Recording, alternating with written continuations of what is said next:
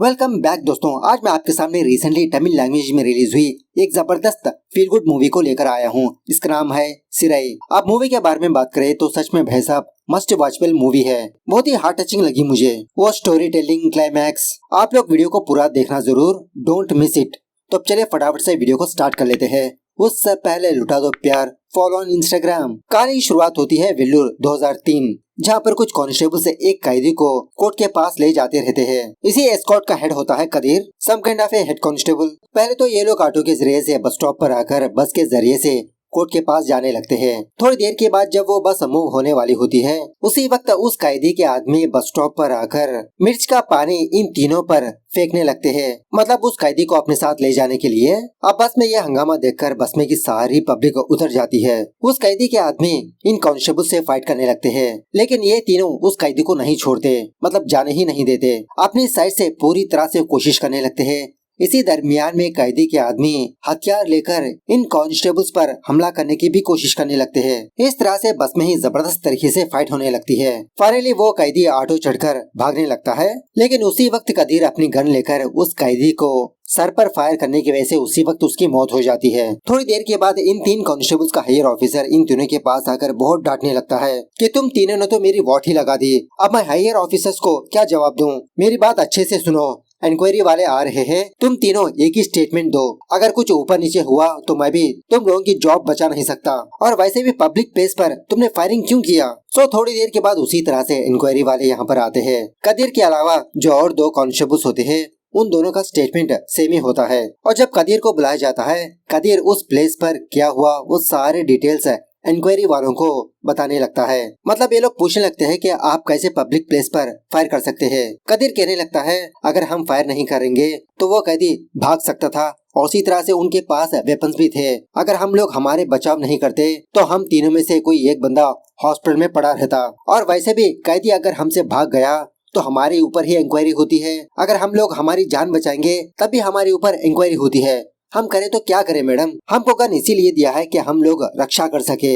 इस तरह से कदीर जबरदस्त तरीके से अपनी डिफेंस करने लगता है। खैर इंक्वायरी खत्म होने के बाद कदीर का हायर ऑफिसर कदीर के पास आकर दोबारा बहुत डांटने लगता है कि मैंने तुम तीनों से क्या कहा था कि तुम तीनों का स्टेटमेंट एक ही तरह का होना चाहिए, लेकिन वहाँ पर जाकर तुमने कांड क्यों कर दिया? थोड़ी देर के बाद कुछ कांस्टेबल्स किसी बार पर जाकर दारू पीते हुए उसी हादसे के बारे में डिस्कस करते रहते हैं कि हमारे कदीर सर ने बहुत जबरदस्त तरीके से फायर किया, अगर वो कैदी भाग जाता तो हम लोग रिमांड पर जा सकते थे। उसी बार के बाहर कदीर अपनी बीवी से फोन में बातचीत करते रहता है। इसकी बीवी भी एक कांस्टेबल होती है। कदीर की बीवी को भी कदीर के कांड के बारे में पता लग चुका होता है, जिसकी वजह से कदीर को बहुत डांटने लगती है। अगर तुम फायर करना चाहते थे तो पैर पर फायर करते, सर पर क्यों किया?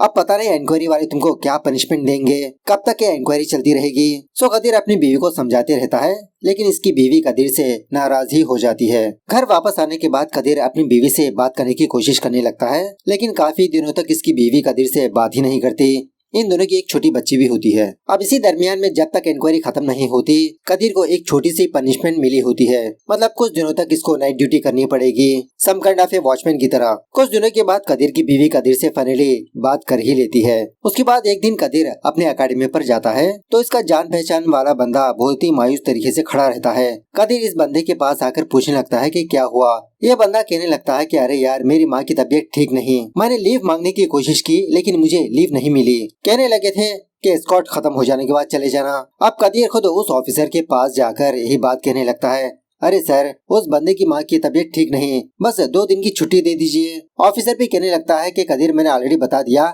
कि लास्ट एस्कॉर्ट पर जाकर आ जाओ, पहले से ही यहाँ पर कांस्टेबल्स की कमी है। यह सुनने के बाद कदीर दोबारा उस ऑफिसर से रिक्वेस्ट करने लगता है, अरे सर एक कांस्टेबल की कमी की वजह से कुछ नहीं होगा। ऑफिसर कहने लगता है कि मुझे ऊपर जवाब देना पड़ेगा, अगर तुमको उसकी इतनी ही केयरिंग है तो उसके बदले तुम चले जाओ एस्कॉर्ट पर। वो ऑफिसर उसी तरह से कदीर की बात को मान लेता है। इस तरह से पास वगैरह लिखकर देने लगता है। तभी कदीर के पास 2 और कांस्टेबल्स आते हैं, पूछने लगते हैं कि सर क्या आप एस्कॉर्ट पर जा रहे हो? कदीर कहने लगता है हाँ यार थोड़ा लॉन्ग एस्कॉर्ट पर जा रहा हूँ। 2 कांस्टेबल्स कहने लगते हैं कि सर हम दोनों को भी आपके साथ ले चलिए, अगर आपके साथ रहेंगे थोड़ा एंजॉय करेंगे हम। तो कदीर भी अपने पास पर इन दोनों के नाम भी लिखवाने लगता है। एक्चुअली यहाँ पर प्रोसेस ये होता है कि कुछ कांस्टेबल्स को लॉन्ग एस्कॉर्ट के लिए भेजा जाता है। मतलब वो कांस्टेबल्स प्रिजन के कुछ कैदियों को लेकर दूसरे गांव पर जाना होता है वहाँ के कोर्ट में सबमिट करने के लिए। सो फिलहाल कदीर और उसके 2 कांस्टेबल्स सेंट्रल प्रिजन पर आते हैं और इन तीनों को अब्दुल रऊफ नाम के एक कैदी को दूसरे कोर्ट के पास ले जाना होता है। सो जेल में सारे फॉर्मेलिटीज खत्म करके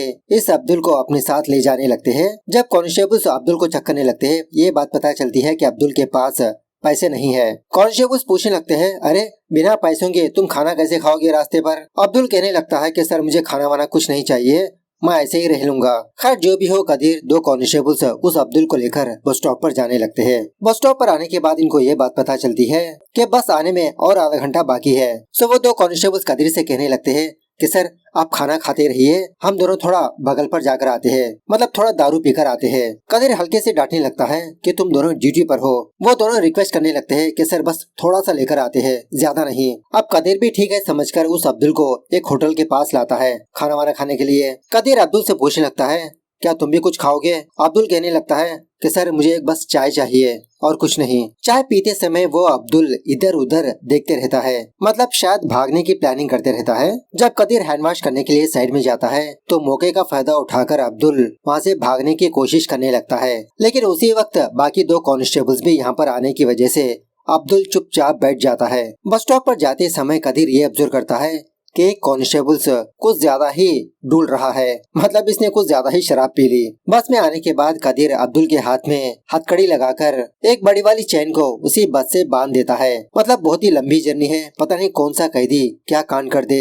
अब वो 2 कांस्टेबल्स बहुत दारू पी चुके होते हैं, जिसकी वजह से वो दोनों कब का टल्ली हो चुके होते हैं। कदीर ये देखता है कि वो अब्दुल अभी तक सोया नहीं। अब्दुल से कहने लगता है कि ऐसे जागे मत रहो, चुपचाप सो जाओ। अब्दुल कहने लगता है कि सर मुझे नींद नहीं आएगी, मैं ऐसे ही ठीक हूँ। अब्दुल कदीर से एक छोटी सी रिक्वेस्ट करने लगता है कि सर जब आप कल मुझे कोर्ट के पास ले जाने वाले होते हो तो मेरे हाथों की बेड़ियां निकाल दो सर। कदीर कहने लगता है कि मर्डरर को ऐसे ही ले जाया जाता है, तुम फालतू की बकबक मत करो। अब्दुल की बातों से ये बात पता चलती है कि अब्दुल 5 सालों से जेल की सजा काट रहा है और इसी तरह से 5 साल से इसका केस कोर्ट में चल रहा है और इसी तरह से अब्दुल अनाथ भी है। अब उसी बस में अब्दुल एक कपल को देखता है।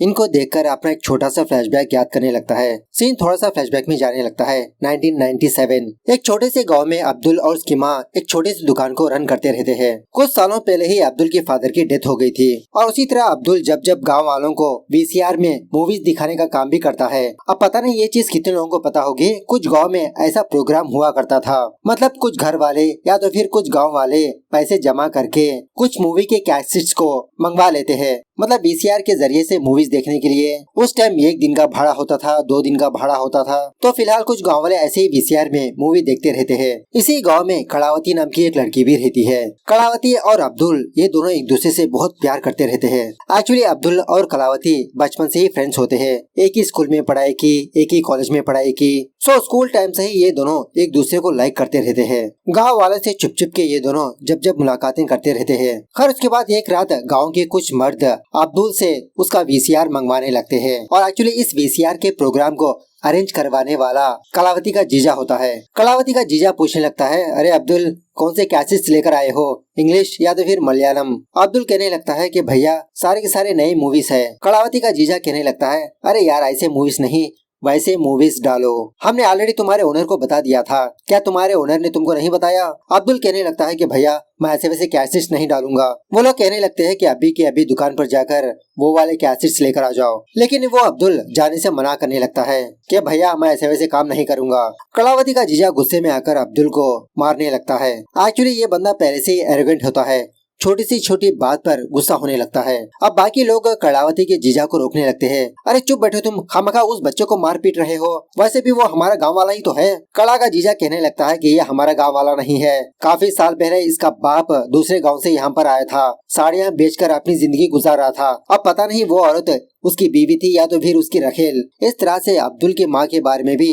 गलत बातें बोलने लगता है। अब्दुल भी कला की जीजा को वार्न करने लगता है कि भैया आप अनाप शनाप की बातें मत करो, अब ये झगड़ा ज्यादा ना बढ़े। बाकी लोग अब्दुल को यहाँ से भेज देते हैं। थोड़ी देर के बाद अब्दुल कला से मिलने के लिए उसके घर के पीछे आता है। ये सुनने के बाद कला अब्दुल को ही डांटने लगती है, अरे मेरा जीजा तुमको इतना मारा पीटा और तुम पलट कर एक बार भी नहीं मारे, अरे उसको एक थप्पड़ लगाना था, सारी अकल ठिकाने आ जाएगी। दूसरी तरफ कड़ा का जीजा कड़ा की बड़ी बहन से झगड़ा करते रहता है। एक्चुअली ये बंदा कुछ काम धंधा नहीं करता, जो भी कमाता दारू में उड़ा देता, और उसी तरह से शादी होने के इतने सालों के बाद भी इन दोनों को कोई औलाद नहीं होती। कड़ा की बड़ी बहन ने डॉक्टर के पास जाकर चेकअप करवा लिया, इसके अंदर कोई भी कमी नहीं होती। कड़ा के जीजा को कहने लगती है कि तुम भी एक बार डॉक्टर के पास जाओ, शायद तुम्हारे अंदर कमी हो। तो इसी बात से लेकर कड़ा का जीजा कड़ा की बड़ी बहन को बहुत मारने पीटने लगता है कि इसका मतलब क्या है कि मैं नामर्द हूँ। अब घर के अंदर झगड़े की आवाज सुनकर कड़ा अपने घर के अंदर जाने लगती है कि लगता है कि मेरा जीजा दोबारा दारू पीकर आया है। इस तरह से घर के अंदर आकर कड़ा और उसकी बड़ी बहन कड़ा के जीजा को मारने पीटने लगते हैं, रोकने की कोशिश करने लगते हैं। और उसी घर के पीछे अब्दुल भी होता है ना, तो उस झगड़े को रोकने के लिए अब्दुल घर के अंदर जाता है। इसी झगड़े के दौरान अब्दुल के सर को चोट आकर इसके सर से थोड़ा बहुत खून भी बहने लगता है। उसी वक्त कड़ा की माँ फटाफट से घर के अंदर आकर कड़ा के जीजा को बाहर ले जाने लगती है। कड़ा अब्दुल के पास आकर इसका खून को साफ करने लगती है कि तुम यहाँ से जाओ। उसी वक्त गांव की एक औरत अब्दुल की माँ के पास आकर इस हादसे के बारे में बताने लगती है। अब्दुल की माँ फटाफट से अब्दुल के पास जाने लगती है तो सच में अब्दुल के सर पर जोरदार चोट लगी होती है। पूछने लगती है कि अब्दुल क्यों मारा उसने तुमको, चलो अभी के अभी उसके घर चलते हैं, पूछते हैं उस साले ने तुमको क्यों मारा। इस तरह से अब्दुल की माँ अब्दुल को लेकर कड़ा के घर पर जाकर कड़ा के फादर और उसकी जीजा से दोबारा झगड़ा करने लगती है।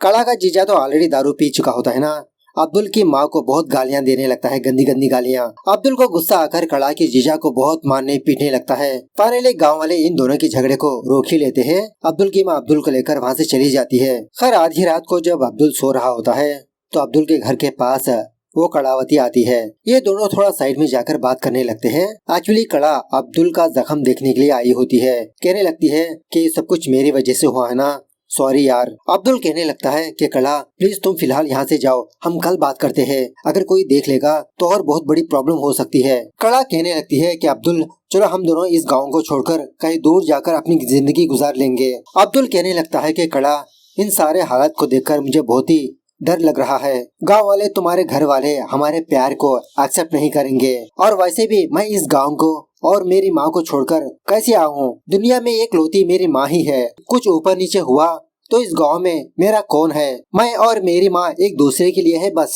कड़ा कहने लगती है कि अब्दुल ज्यादा से ज्यादा क्या करेंगे, मार देंगे ना, मैं मरने के लिए तैयार हूँ। अब्दुल कहने लगता है कि कड़ा तुम तो पढ़ी लिखी हो ना, इतना पढ़ने के बावजूद भी प्यार के लिए कोई मरता है क्या, जीना है तो हम दोनों एक साथ जिएंगे। प्लीज कड़ावती तुम यहाँ से जाओ, मुझे माफ कर दो। जाने से पहले भी कड़ा अब्दुल को हक करके बहुत रोने लगती है कि अब्दुल प्लीज मुझे मत छोड़ो ना। सो प्रेजेंट डे पर अब्दुल अपने ही कड़ा को याद करके रोने लगता है। थोड़ी देर के बाद वो बस किसी जगह पर रुकती है, मतलब वही ब्रेक वगैरह के लिए। अब्दुल कहने लगता है कि सर मुझे थोड़ा वॉशरूम पर जाना है। सो बाकी दो कांस्टेबल्स अब्दुल को बाथरूम के पास ले जाते हैं। टॉयलेट के अंदर आने के बाद भी शायद अब्दुल यहाँ से भागने की कोशिश करने लगता है, लेकिन इसको मौका नहीं मिलता। थोड़ी देर के बाद वो कांस्टेबल्स अब्दुल को दोबारा बस पर ले जाने लगते हैं। एक कांस्टेबल थोड़ा साइड में जाता है सूसू करने के लिए। यहीं पर सूसू करने के लिए कुछ और बंदे भी आते हैं। वो कांस्टेबल एक बंदे से कहने लगता है अरे बगल में बाथरूम है ना, वहाँ पर जाओ सुसु करने के लिए। वो बंदा भी कहने लगता है कि तुम भी तो वहाँ पर जा सकते हो। यह सुनने के बाद वो कांस्टेबल उस बंदे को मारने पीटने लगता है। आसपास के लोग भी यहाँ पर जमा होकर इस कांस्टेबल को बहुत मारने पीटने लगते हैं। सच में ये कांस्टेबल जहाँ पर भी जाता कुछ न कुछ कांड कर ही देता है। अब बस के अंदर से दूसरा कांस्टेबल इस चीज को देखकर उस कांस्टेबल के पास जाता है उसकी हेल्प करने के लिए। थोड़ी देर के बाद कदीर यहाँ पर आकर इस सारे झगड़े को रोकने लगता है। बाद में अपने कांस्टेबल से पूछने लगता है कि एक्यूज कहाँ पर है। कांस्टेबल कहने लगता है कि सर वो तो बस में है। इस तरह से अपनी बस के पास जाने पर वहाँ पर वो बस मौजूद नहीं होती, कब का जा चुकी होती है। और एक और शॉकिंग बात यह है कि इस कांस्टेबल ने अब्दुल को हथकड़ी नहीं लगाई। इनके सारे सामान उसी बस में मौजूद है, इवन गन भी। ये जाने के बाद कदीर उन दोनों कांस्टेबल्स को बहुत डांटने लगता है कि जहाँ पर भी जाते हो कुछ न कुछ कांड कर देते हो। फटाफट से ये तीनों एक बस पकड़कर उसी रास्ते से जाने लगते हैं उस बस को ढूंढते हुए। फाइनली ये लोग उस बस को फाइंड आउट कर ही लेते हैं। उस बस के अंदर जाकर देखने पर ना अब्दुल होता है और ना ही इनके सामान। वो अब्दुल पुलिस वालों के सारे सामान लेकर भाग चुका होता है। उसके बाद कदीर अपने किसी साथी को फोन करके यही बात बताने लगता है। वो बंदा कहने लगता है कि अगर इसके बारे में आरए को पता चलेगी तो वो तो तुम्हारे ऊपर टूट पड़ेगा। तुम एक काम करो, पास के पुलिस स्टेशन पर जाकर पहले कंप्लेंट कर दो। तो ये तीनों फटाफट से पास के एक पुलिस स्टेशन पर जाते हैं। तो शॉकिंगली उसी पुलिस स्टेशन पर वो अब्दुल होता है। एक कांस्टेबल इस अब्दुल के पास आकर बहुत मारने पीटने लगता है। उसी वक्त वहाँ का इंस्पेक्टर आकर इन तीनों को डांटने लगता है कि मेरे पुलिस स्टेशन पर आकर झगड़ा करने लगे। इंस्पेक्टर पूछने लगता है कि उस लड़के को क्यों मारा तुमने। वो कांस्टेबल कहने लगता है कि सर हम एआर पुलिस है, जब कोर्ट के पास ले जा रहे थे ये बंदा भाग गया हमसे। वो इंस्पेक्टर उल्टा इन तीनों को डांटने लगता है कि एक अक्यूज को गन के साथ बस में ही छोड़ दिया, गलती तुम लोगों की है उसकी नहीं। इसी बातों में इंस्पेक्टर को ये बात पता चलती है कि ये दो कांस्टेबल्स दारू पी रखी है, तुमको ऐसे नहीं छोड़ूंगा, तुम्हारे आरआई को कॉल करता हूँ। इस तरह से इनके हायर ऑफिसर को कॉल करने लगता है। वो दोनों कांस्टेबल्स इस इंस्पेक्टर के पैरों पर गिर जाते हैं। Sir sir sir please sir ये बात किसी को मत बताइए, हमारी जॉब जा सकती है। अब ये इंस्पेक्टर इन दोनों को माफ कर देता है। अब्दुल भी कहने लगता है कि सर एक साइड से मेरी भी गलती है, मुझे उस बस से उतर जाना चाहिए था। इंस्पेक्टर कहने लगता है कि थू है तुम्हारी जिंदगी पर, ये एक अक्यूज पुलिस के लिए स्टेटमेंट दे रहा है। बाद में वो इंस्पेक्टर इनकी गन का नंबर नोट डाउन करने लगता है। यहीं पर इसको ये बात पता चलती है कि वो गन ऑलरेडी लोडेड थी। ये बात कदीर को भी पता नहीं होती। मतलब रूल ये होता है कि एस्कॉर्ट को जाते समय कोई भी गन लोडिंग नहीं होनी चाहिए, जरूरत पड़ने पर ही लोड होनी चाहिए। कांस्टेबल पूछने लगता है कि तुमने गन को क्यों लोडिंग पर रखा। कांस्टेबल कहने लगता है कि सर अक्यूज एक मुस्लिम है। इंस्पेक्टर पूछने लगता है मुस्लिम है तो क्या हुआ, अबे साले मैं भी एक मुस्लिम हूँ, क्या तुम मुझे भी मार दोगे? एक सेकंड भी तुम लोग मेरी आंखों के सामने मत रुको, चले जाओ यहाँ से वरना मैं तुम्हारी कंप्लेन कर दूंगा। उसके बाद जब ये चारों जा रहे होते हैं वही इंस्पेक्टर अपनी गाड़ी की मदद से इनको किसी सड़क के पास ड्रॉप करने लगता है। सड़क के पास एक लॉरी रुकाकर किसी जगह पर इनको ड्रॉप करने के लिए कहता है। लॉरी में जाते समय कदीर अब्दुल से ही बात पूछने लगता है कि कोर्ट पर जाते समय हाथों की हथकड़ी निकालने के लिए क्यों कहा तुमने। अब्दुल कहने लगता है कि सर क्योंकि कोर्ट के पास मुझे देखने के लिए एक लड़की आती है, अगर वो मेरे हाथों में हथकड़ी देखेगी तो बहुत दुखी होगी। कदीर उस लड़की के बारे में पूछने पर अब्दुल आगे की कहानी बताने लगता है कदीर को। खैर उस रात वो घटना होने के बावजूद भी अब्दुल और कड़ा एक दूसरे से चुप चुप के मिलते रहते हैं। अब्दुल और कड़ा टाउन जाकर एक दूसरे की फोटो खिंचवा के कड़ा बहुत ही लेट से वापस अपने घर पर आती है। इसकी माँ पूछने लगती है कि इतनी देर तक तुम कहाँ पर थी। कड़ावती कहने लगती है कि माँ स्पेशल क्लासेस थी। कड़ा की माँ कहने लगती है कि आजकल मैं तुम्हारी हरकतें देख रही हूँ। एक औरत ने कहा कि तुम और वो अब्दुल कुएं के पास बैठे थे। कड़ा कहने लगती है अरे माँ वो और मैं एक ही कॉलेज में पढ़ते हैं, एक ही गाँव के हैं, बातचीत होती रहती है। कड़ा की माँ डांटने लगती है कि ऐसी वैसी हरकतें करोगी तो हाथ पैर तोड़ दूंगी। कड़ा भी गुस्से से कहने लगती है कि माँ मैं सच बताती हूँ, मैं और वो अब्दुल एक दूसरे से प्यार करते हैं। ये सुनने के बाद कड़ा की माँ कड़ा को बहुत डांटने लगती है। कड़ा की बड़ी बहन आकर उसकी माँ को चुप कराने लगती है। दूसरी तरफ अब्दुल और उसकी माँ कहीं से वापस अपने घर पर आ रहे होते हैं। अब्दुल की माँ ही बात पूछने लगती है कि उस रात क्या वही लड़की हमारे घर पर आई थी। देखो अब्दुल तुम ऐसी वैसी हरकतें मत करो, बहुत ही मुश्किल से तुम्हारे पापा ने यहाँ पर अपनी जिंदगी गुजारा और तुम अपने पापा का नाम मत बिगाड़ो। उसी वक्त कड़ा का फादर अब्दुल और उसकी माँ के पास आकर अब्दुल को बहुत मारने पीटने लगता है। मतलब कड़ा के फादर को ये बात पता लग चुकी होती है।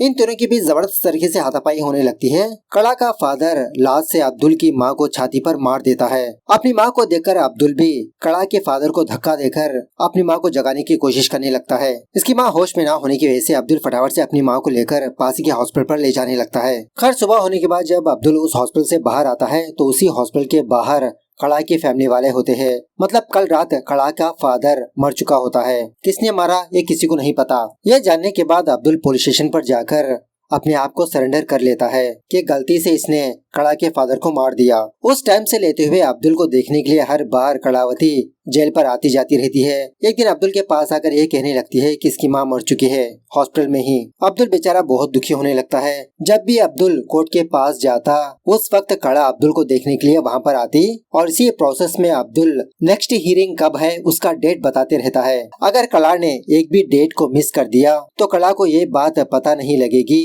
कि नेक्स्ट हियरिंग कब है, कौन से गाँव पर है। तो 5 साल से यही प्रोसेस चलता आ रहा है। कड़ा अब्दुल का ही इंतजार कर रही है कि कब अब्दुल बाहर आएगा, कब ये दोनों अच्छे से अपनी जिंदगी गुजारेंगे।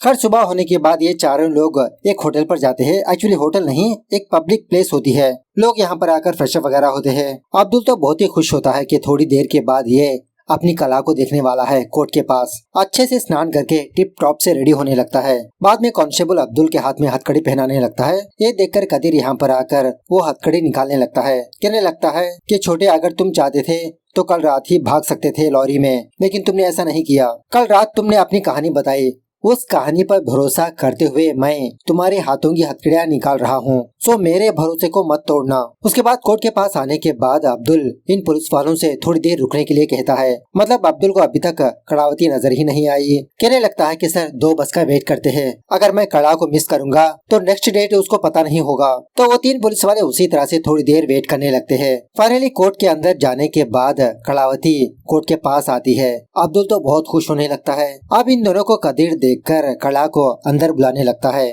थोड़ा स्पेस देता है इन दोनों को बात करने के लिए। कोर्ट में अभी तक इनका नंबर नहीं आया होता। कड़ा कहने लगती है कि अब्दुल अब मुझसे नहीं हो पा रहा, मेरा जीजा मेरे लिए काफी सारे रिश्ते लेकर आ रहा है, मैं कितने दिनों तक टालती रहूंगी, तुम कब बाहर आओगे अब्दुल। अब्दुल भी कहने लगता है कि जल्द ही मैं बाहर आऊंगा कड़ा, हम दोनों अच्छे से जिंदगी गुजारेंगे, अब इस दुनिया में तुम्हारे अलावा मेरा कौन है। उसके बाद कदीर इन दोनों के पास आकर अब्दुल से पूछने लगता है कि अब्दुल आखिरकार क्या भरोसा है तुम्हारे पास जो तुम जल्दी बाहर आ जाओगे, कितने दिन और सालों तक उस लड़की को इंतजार करवाओगे। और उसी तरह कोई भी लॉयर अब्दुल का केस नहीं लिया। कदीर कला से कहने लगता है कि तुम ही एक लॉयर से बात कर सकती थी ना। एक्चुअली कलावती ने ऑलरेडी एक लॉयर से जाकर मिली थी, लेकिन ये बात इसके जीजा को पता लगकर इसका जीजा कड़ा को बहुत मारने पीटने लगा। यह सुनने के बाद कदीर पूछने लगता है, अरे छोटे, अगर तुम चाहते थे तो कल रात ही भाग सकते थे। अब्दुल कहने लगता है, हाँ सर, मैंने काफी बार सोचा कि मैं जेल से भागकर मेरी कला से शादी कर लूंगा, लेकिन जेल से भागने के लिए मेरा नाम दिक्कत करेगा। आगे जाकर अगर मैं पकड़ा जाऊंगा तो मुझे और सजा मिल सकती है, लेकिन सर मैं इस लड़की के साथ अपनी जिंदगी गुजारना चाहता हूँ। मैं जेल से बाहर आऊंगा सर, जरूर आऊंगा। अब कदीर को कोर्ट के सिस्टम के बारे में बहुत ही अच्छी तरह से पता होता है। किसी छोटे से केस में इनोसेंट प्रूव करवाने के लिए ही सालों लग जाते हैं। ऐसे में अब्दुल के ऊपर मर्डर का केस लगा है, सो अब्दुल को बाहर लाने के लिए कदीर एक छोटी सी कोशिश करने लगता है। जब कदीर का नंबर आता है, मतलब वही अब्दुल का केस आता है, तो कदीर कलावती को भी बुलाने लगता है, लेकिन तभी दूसरा कांस्टेबल कलावती का हाथ पकड़ लेता है, जाने नहीं देता। कदीर से कहने लगता है कि सर इसमें बहुत प्रॉब्लम आ सकती है। कदीर कहने लगता है कि तुम उसका हाथ छोड़ो, कुछ भी प्रॉब्लम आएगी तो मैं संभाल लूंगा। इस तरह से सिर्फ इन दोनों को ही, मतलब अब्दुल और कलावती को ही जज के पास जाने के लिए कहता है। तो ये दोनों फटाक से जज के पास जाकर पैरों पर गिरकर रिक्वेस्ट करने लगते हैं कि सर आप ही अब हमारी जान बचा सकते हो। और उसी वक्त कदीर भी नाटक करते हुए जज के पास आता है कि सर इसका नाम अब्दुल है, अक्यूज है ये। सडनली ये दोनों अंदर आ गए। वो जज कदीर को बाहर भेजकर इन दोनों से पर्सनली बात करने लगता है। सो ये दोनों अपनी प्रॉब्लम उस जज को बताने लगते हैं, मतलब किस तरह से अब्दुल जेल आया, अपनी सजा काट रहा है, 5 साल तक इसका ट्रायल अभी भी चल रहा है। रिक्वेस्ट करने लगता है कि सर आप मेरे केस को अच्छे से इन्वेस्टिगेशन करिए, मैं बाहर आना चाहता हूँ सर, अपनी कलावती के साथ जिंदगी गुजारना चाहता हूँ। जज कहने लगता है कि एक्चुअली देखा जाए तो तुम्हारा केस तो कब का क्लोज होना चाहिए था, लेकिन क्या करें, गलती हमारे सिस्टम की ही है। मैं हमारे सिस्टम की तरफ से तुम दोनों को माफी मांगता हूँ। नेक्स्ट हियरिंग में मैं तुम्हारा फैसला कर दूंगा। इस तरह से वादा करता है। ये दोनों बाहर आकर कदीर को बहुत थैंक यू बोलने लगते हैं, इसके पैरों पर गिरकर। अंदर जो हुआ वो सारी बात बताने लगते हैं कि नेक्स्ट हियरिंग के टाइम पर अब्दुल रिहा हो जाएगा। कड़ा कहने लगती है कि सर जब भी मैं इस कोर्ट पर आती हूँ, पास में एक मंदिर है, मैं वहाँ पर जाती हूँ, एक बार अब्दुल को भी मेरे साथ भेजिए सर। तो कदीर भी इन दोनों को लेकर उस मंदिर के पास जाता है। और एक्चुअली कदीर भगवान पर भरोसा नहीं करता। मंदिर पर आने के बाद कड़ा अपने भगवान से बहुत थैंक यू भी बोलने लगती है कि फाइनली भगवान आपने मेरी प्रार्थना सुन ली। थोड़ी देर के बाद इनकी बस आने पर ये दोनों दोबारा वेल्लूर पर जाने लगते हैं। कला अपने गांव वापस आकर अपनी बहन से यही बात कहने लगती है कि नेक्स्ट डेट में अब्दुल रिहा हो जाएगा। इसकी बहन भी बहुत खुश होने लगती है।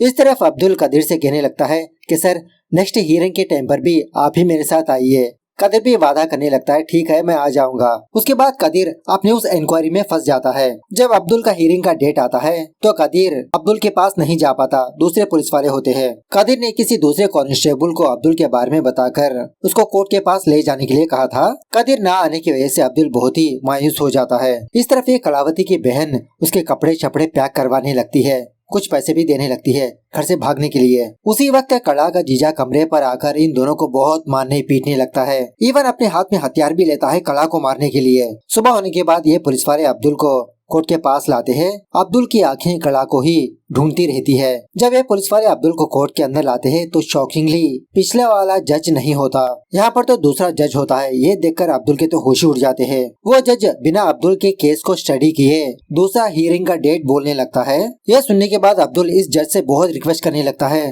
कि सर मैं ऑलरेडी दूसरे जज के पास आया था, उन्होंने मुझे बता दिया था कि आज मैं रिलीज हो जाऊंगा, प्लीज सर एक बार मेरी फाइल अच्छे से चेक करिए। वो जज कहने लगता है, देखो इस कोर्ट में तुम ऐसे नहीं चिल्ला सकते, अगर तुम्हारे पास कोई लॉयर है तो तुम ला सकते हो। इसी बातों में तभी यहाँ पर कदीर आता है। इस जज को भी समझाने की कोशिश करने लगता है कि सर ये बंदा जो बोल रहा है वो सच है, लेकिन ये जज उल्टा कदीर को ही डांटने लगता है कि तुम मुझे अब लॉ सिखाओगे कि किस बंदे को कितनी सजा होनी चाहिए, और वैसे तुम कौन हो, यहाँ पर क्या कर रहे हो, आप कदीर के पास तो यूनिफॉर्म नहीं होता। तो वो जज इसके अगेंस्ट में एक छोटा सा कंप्लेंट लिखने लगता है कि तुम हायर ऑफिसर को ले जाकर ये दिखाओ। अब कोर्ट से बाहर आने के बाद जो कॉन्स्टेबल्स अब्दुल को लेकर आए होते हैं इसको जबरदस्ती बस स्टैंड के पास ले जाने लगते हैं। उसी वक्त अब्दुल उन पुलिस वालों से बचकर उस मंदिर के पास जाने लगता है जो लास्ट टाइम आया था, लेकिन कड़ा इस मंदिर के पास भी नहीं होती। दूसरे पुलिस वाले यही सोचने लगते हैं कि अब्दुल बचकर भाग रहा है। अब्दुल भागते हुए दोबारा उस बस स्टॉप पर जाने लगता है, लेकिन उसी वक्त वो पुलिस वाले अब्दुल को पकड़कर ऑटो से इसको बांध देते हैं। तभी उसी रास्ते से एक बस गुजरने लगती है। उस बस में कला होती है, मतलब कला को कुछ नहीं हुआ होता। कला फटाफट से इस बस को रुकाकर अब्दुल के पास भागने लगती है। उसी वक्त एक बस आकर कला का एक्सीडेंट कर देती है। ये देखकर अब्दुल और कदीर के तो होश ही उड़ जाते हैं। बेचारा अब्दुल तो बहुत फुट फुट के रोने लगता है। कदीर भी बहुत मायूस होने लगता है कि मैं चाहकर भी एक जान को बचा नहीं पाया, एक पुलिस होने के बावजूद भी। उसके बाद वो पुलिस वाले अब्दुल को दोबारा जेल पर लाकर लॉक कर देते हैं। उसके बाद सीन कुछ सालों के बाद शिफ्ट होता है, जहाँ पर यही कदीर दूसरे पुलिस वालों को ट्रेनिंग देते रहता है और अपनी ट्रेनिंग में अब्दुल और कड़ा की स्टोरी बताते रहता है। एक बंदा पूछने लगता है कि सर वो लड़की मरने के बाद अब्दुल का क्या हुआ, कब उसको रिहाई मिली। कदीर जो हुआ वो बताने लगता है। उस हादसे के बाद कदीर और उसकी बीवी पर्सनली अब्दुल का केस टेकअप करके इसको बेल दिलवा दिया, मतलब इसको टोटली रिहा करवा दिया। लेकिन शॉकिंगली कड़ा मरी नहीं होती। अब्दुल से मिलवाने के लिए ही कदीर कड़ा को लेकर इसके पास आता है। मतलब उस दिन कड़ा उस बस के नीचे छुपी रही, उस बस के नीचे नहीं आई थी। कड़ा को अपनी आंखों के सामने देखकर अब्दुल इसको हक करके बहुत रोने लगता है। कड़ा भी कहने लगती है कि मैं तुम्हें छोड़कर नहीं जाऊंगी अब्दुल। प्रेजेंट पर कदीर अपने स्टूडेंट से यही बात कहने लगता है कि हर एक पुलिस वाले बंदे को कुछ न कुछ अधिकार होता है, उस अधिकार को किस तरह से इस्तेमाल करते हैं वो इम्पोर्टेंट है। उस दिन मैंने जज के पास जाकर अब्दुल और कड़ा के बारे में बताया, लेकिन मेरी एक छोटी सी बात दोनों की जिंदगियां बना दी। मैं मानता हूँ कि हमारे सिस्टम में काफी सारे लूप होल्स है, लेकिन जो भी आम पब्लिक हमारे पास आएंगे हमें उनकी मदद करना चाहिए, उनका साथी बनकर। इस तरह से फाइनली ये मूवी यहाँ पर दी एंड होती है। तो मूवी कैसे लगी कमेंट करके बताना जरूर। मिलता है अगली वीडियो में, तब तक take care, bye bye, see you soon.